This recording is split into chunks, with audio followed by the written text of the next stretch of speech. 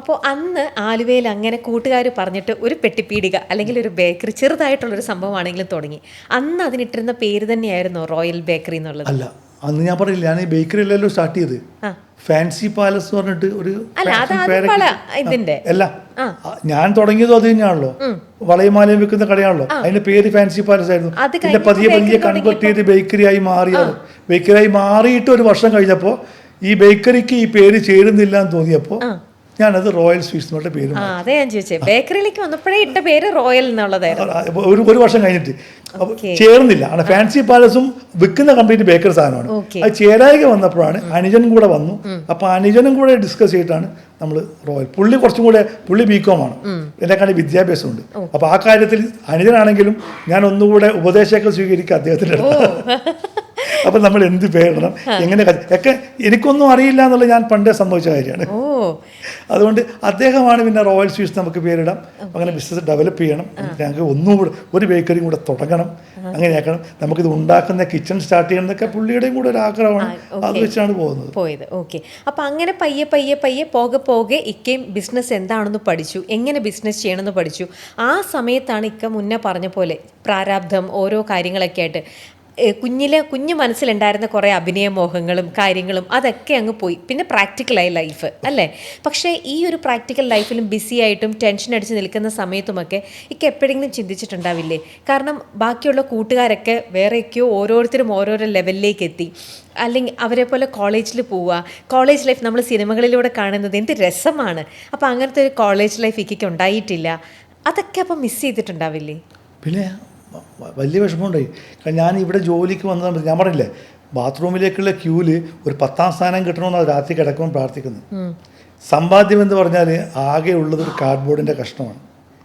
6 മാസം കൂടി ബാറ്റ ഷോറൂമില്ലേ, ബാറ്റ ഷോറൂമിൽ വലിയ പെട്ടിയുടെ കാർഡ്ബോർഡിൻ്റെ കഷ്ണം കിട്ടും. ഒരു 6 മാസം കൂടുമ്പോൾ ആ പെട്ടി മാറ്റും. അപ്പോൾ ആ സെയിൽസ്മാനോട് പറഞ്ഞു നോക്കും, നല്ലൊരു പെട്ടി ഉണ്ടെങ്കിൽ ചേട്ടാ ഒന്ന് തരണേ. ഇപ്പോൾ 6 മാസം കൂടുമ്പോൾ ഞാൻ ഓരോ വണ്ടി വാങ്ങിക്കുന്നുണ്ട്. അന്ന് പറഞ്ഞ പോലെ അന്ന് 6 മാസം കൂടുമ്പോൾ മാറ്റുന്നൊരു സാധനം കിടക്കാനുള്ള കാർഡ്ബോർഡ് കഷ്ണമാണ്. അതാണ് സ്വന്തം എന്ന് പറയാൻ ആകെ ഉണ്ടായിരുന്നത്. അപ്പോൾ അന്ന് ആ സമയത്തൊക്കെ നാട്ടിൽ ഒരു 5-6 മാസം കഴിക്കുമ്പോൾ നാട്ടിലേക്ക് പോകുമല്ലോ. നാട്ടിലേക്ക് പോകുമ്പോൾ നമ്മളെ ഒരു കലുങ്കുണ്ട്, പിള്ളേരൊക്കെ കൂടി ഇരിക്കുന്നത്. അപ്പോൾ അവിടെ ഇരിക്കുമ്പോൾ കൂട്ടുകാരന്മാർ, അന്ന് 10ാം ക്ലാസ്സിൽ വെച്ച കൂട്ടുകാരന്മാർ, അന്ന് പെണ്ണൻ കോളേജിൽ ഇവിടേക്ക് പഠിക്കുന്നത്, 2 ഗേൾ ഫ്രണ്ട് ഉണ്ട് എനിക്ക്, മറ്റവന് ഇതുണ്ട്, എന്ത് നല്ല രസമുള്ള പെൺകുട്ടികളാണ് കോളേജിൽ എന്നൊക്കെ പറയുമ്പോൾ എനിക്ക് ഭയങ്കര വിഷമവും. കാരണം അന്നേരൊക്കെയാണ് ഈ ജീവിതത്തിൻ്റെ വിലയും കാര്യങ്ങളും പ്രണയം എല്ലാവരും മനസ്സിലുണ്ടാവുമല്ലോ. പഠിക്കണമായിരുന്നു എന്നൊക്കെ തോന്നുന്നത് അന്നേരം ഭയങ്കര ഞാനിങ്ങനെ ആയിപ്പോയല്ലോ, ഇവരൊക്കെ പഠിച്ച് വലിയ ആളാകുന്നു, ഞാൻ മാത്രം ഇങ്ങനെ ആയിപ്പോയല്ലോ. പണ്ട് സാറുമാരൊക്കെ പറയാറുണ്ട്, ആ പഠിക്കാത്തതിൻ്റെ വില നിനക്ക് മനസ്സിലാവും എന്നൊക്കെ പറഞ്ഞ് ആ വിലയൊക്കെ മനസ്സിലായി തുടങ്ങിയപ്പോഴാണ്. അപ്പം എനിക്ക് ഒരു പെൺകുട്ടികളുള്ള കോളേജിലൊക്കെ പഠിക്കാനൊക്കെ ആഗ്രഹമുണ്ടായിരുന്നു. സ്കൂളിൽ പഠിച്ചു എന്നേ ഉള്ളൂ, കോളേജിൽ പഠിക്കാൻ പറ്റിയില്ല. അതൊക്കെ വലിയ വിഷമമായിരുന്നു. അതൊക്കെ ഞാനിപ്പം പ്രതികാരമായിട്ട് തീർക്കുന്നുണ്ട് കേട്ടോ. പ്രണയം തന്നെ പറഞ്ഞു. അപ്പം ഈ ഞാൻ പറഞ്ഞില്ല, പണ്ട് എന്നോട് കലങ്കിലൊക്കെ പോയിരിക്കുമ്പോൾ സുഹൃത്തുക്കൾ പറയും, എനിക്കൊരു കാമുകയുണ്ട്, ഞാൻ അവളെ കല്യാണം കഴിക്കും, അല്ലെങ്കിൽ ഈ വർഷവും കൂടി അവളുള്ളൂ, അടുത്ത വർഷം ഞാൻ കോളേജിൽ മാറുമ്പോൾ ആളെ മാറ്റും എന്നൊക്കെ പറയുമ്പോൾ എനിക്ക് ഭയങ്കര ഫീൽ ചെയ്യാറുണ്ട്. പക്ഷെ ഇന്നുണ്ടല്ലോ, ഇന്ന് ഞാൻ അവരെയൊക്കെ ഇടയ്ക്ക് വിളിക്കും. അപ്പം അവരൊക്കെ ഞാൻ പറഞ്ഞില്ലേ, ഇപ്പം എൻ്റെ പ്രായം അറിയാമല്ലോ. അപ്പം ഇപ്പം അവരൊക്കെ റിട്ടയർഡായി, കുറേ സ്കൂൾ മാഷൊക്കെ ആയിരുന്നു, പല ഓഫീസിലും റിട്ടയർഡായി, വീട്ടിൽ നടുവേദന, ഷുഗർ, അങ്ങനെ പലതും പറഞ്ഞ് വീട്ടിൽ ഇരിക്കുകയാണ്. അപ്പോൾ അവരെന്നോട് ചോദിക്കും, റഫീഖ് എന്ത് ചെയ്യുന്നത്? ഞാനിപ്പോൾ സിനിമയിൽ അഭിനയിച്ചു കൊടുക്കുക, 3 നായികമാരാണ്, 3 നായികമാർ. അപ്പോൾ അവർക്ക് ചെറുപ്പക്കാർ, പിന്നെ എല്ലാം 10-20 വയസ്സുള്ള നായികമാർ. അപ്പോൾ അതൊക്കെ ഒരു പ്രതികാരം. അതൊക്കെ ഞാനിങ്ങനെ ഇപ്പം അതൊക്കെ ആസ്വദിക്കുകയാണ്. അന്ന് ചെയ്ത് പോയ വിഷമമൊക്കെ ഇപ്പം ആസ്വദിച്ച് തീർക്കുകയാണ്. പക്ഷേ ഓക്കെ, അപ്പം അതൊക്കെ മനസ്സ് വിഷമിച്ചിരുന്നിടത്തു നിന്നും ഇക്ക പിന്നെയും ലൈഫിലേക്ക് മുന്നോട്ട് പോയി, പിന്നെയും ബിസിനസ്. പിന്നീട് എപ്പോഴാണ് ഈ ഒരു 21ഓളം സിനിമകളിൽ ഷോർട്ട് ഫിലിമൊക്കെ ആയിട്ട് മിക്ക അഭിനയിച്ചു. അതിനകത്ത് തന്നെ ഏറ്റവും കൂടുതൽ ശ്രദ്ധിക്കപ്പെട്ടത് വെള്ളം എന്ന സിനിമ, ജയസൂര്യയുടെ ആ സിനിമയിലെ ഒരു കഥാപാത്രമാണ് എല്ലാവർക്കും ഇക്കയിൽ കൂടുതൽ ശ്രദ്ധിക്കപ്പെട്ട ഒരു കഥാപാത്രം എന്ന് പറയുന്നത്. ബാക്കിയൊക്കെ ഷോർട്ട് ഫിലിമൊന്നും അധികമൊന്നും ശ്രദ്ധിക്കപ്പെട്ടിട്ടില്ല. അല്ല, ശരിക്കും 21 സിനിമകളിൽ മാത്രം അഭിനയിച്ചു. ഷോർട്ട് ഫിലിം കൂടാതെ 11 സിനിമയിലെ നായക കഥാപാത്രമാണ്. വെള്ളത്തിനേക്കാളും നന്നായിട്ട് അഭിനയിച്ച കുറേ സിനിമകളുണ്ട്. പക്ഷെ ആളുകൾ കണ്ടെങ്കിലല്ലേ അഭിനയം കാണാൻ പറ്റൂ. വെള്ളം എന്ന സിനിമ ജയസൂര്യാണ്, പരിയേഴ്സൺ എന്ന സംവിധായകൻ്റെയാണ്. അതുകൊണ്ട് അത് കുറേ പേര് കണ്ടുകൊണ്ട് റഫീഖ് എന്ന നടനെ അറിയാം വെള്ളത്തിലാണ്.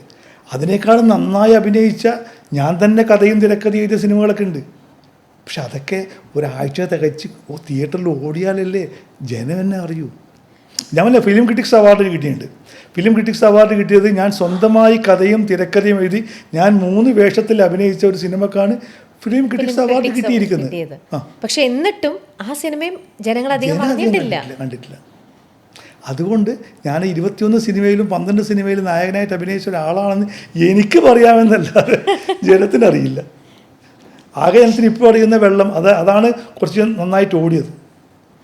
ഇക്ക ഇത് ചിരിച്ചു പറയുന്നുണ്ട്, പക്ഷെ ആ ചിരിയുടെ പിന്നിലൊരു വേദനയുണ്ടെന്നുള്ളത് നമുക്ക് മനസ്സിലാക്കാവുന്നത്. കാരണം ഇതൊക്കെ ഇക്ക ഇഷ്ടം കൊണ്ടല്ല, ഇത്രയും പാഷനേറ്റ് ആയിട്ടാണ് ഇതിനകത്തേക്ക് അഭിനയിക്കാനായിട്ട് വരുന്നത്.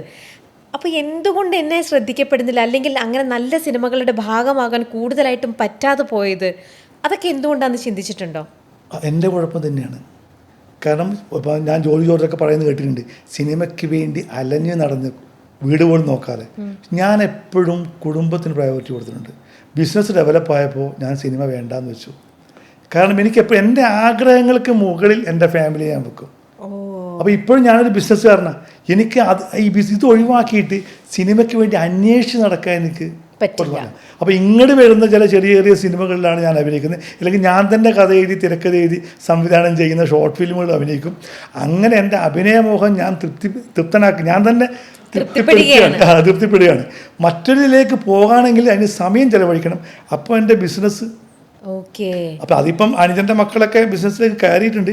എനിക്ക് ആഗ്രഹമുണ്ട്, പ്രായം അനുവദിക്കുകയാണെങ്കിൽ തീർച്ചയായിട്ടും സിനിമയിൽ സജീവമാകണമെന്ന ആഗ്രഹമൊക്കെ ഉണ്ട്. പക്ഷെ പ്രയോറിറ്റി എപ്പോഴും ഫാമിലിയും ബിസിനസ്സിനും. അത് കളഞ്ഞിട്ട് അത് 10-30 വർഷം കഷ്ടപ്പെട്ട് ഉണ്ടാക്കിയെടുത്താണ്. അപ്പം അത് നശിപ്പിച്ചുകൊണ്ട് വേണം. അന്നും തീരുമാനിച്ചതാണ്.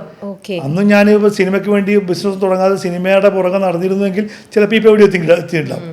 പക്ഷെ അന്ന് വേണ്ട, കുടുംബത്തിനുള്ള ചെലവും കാര്യങ്ങളൊക്കെ കൊടുത്തുകൊണ്ട് അവരെ സംരക്ഷിച്ചുകൊണ്ട് എൻ്റെ ആഗ്രഹം പൂർത്തീകരിക്കുമെങ്കിൽ മതിയെന്ന് വെച്ചാണ്. നമ്മുടെ ഇപ്പോൾ മലയാള സിനിമ ഇപ്പം എന്നല്ല, കുറച്ച് നാളുകൾ എപ്പോഴാണെങ്കിലും മലയാള സിനിമാ മോഹം ഇതുപോലുള്ള പലരുമുണ്ട്. അവരൊക്കെ കുറേ പ്രവാസികളുമുണ്ട്. അവർക്കൊക്കെ സിനിമ എന്നുള്ളത്, സിനിമയുടെ ഭാഗമാവുക എല്ലാവർക്കും ഭയങ്കര ഒരു ഇഷ്ടമുള്ള കാര്യമാണ്. അപ്പം അതിന് വേണ്ടിയിട്ട് അവിടുന്ന് അവർ ഇത്രയും വർഷം ജോലി ചെയ്ത പൈസയും കൊണ്ട് അവരിവിടെ വന്നിട്ട് സിനിമ നിർമ്മിക്കും, പ്രൊഡ്യൂസ് ചെയ്യുമ്പം അപ്പം എന്താ, നമ്മുടെ തന്നെ സിനിമയല്ലേ, നമുക്കപ്പോൾ അതിനകത്ത് എന്തെങ്കിലും ഒരു ക്യാരക്ടർ ഈസിയാണ് കുറച്ചും കൂടെ. വേറൊരാളുടെ അടുത്ത് പോയി ചാൻസ് ചോദിച്ച് നമുക്ക് കിട്ടുന്നതിനെക്കാട്ടിലും ഇവർക്കൊക്കെ പൈസ ഉള്ളത് കൊണ്ട് നമുക്ക് നമ്മുടെ നാട്ടിലൊരു സ്പേസ് കിട്ടും.